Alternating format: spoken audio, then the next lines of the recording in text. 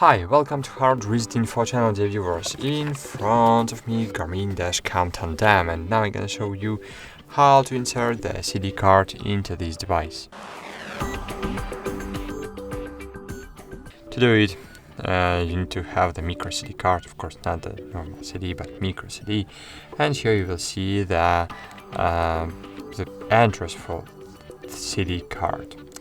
And just insert the card in the other side, insert the card and press on it until you will hear and feel the click.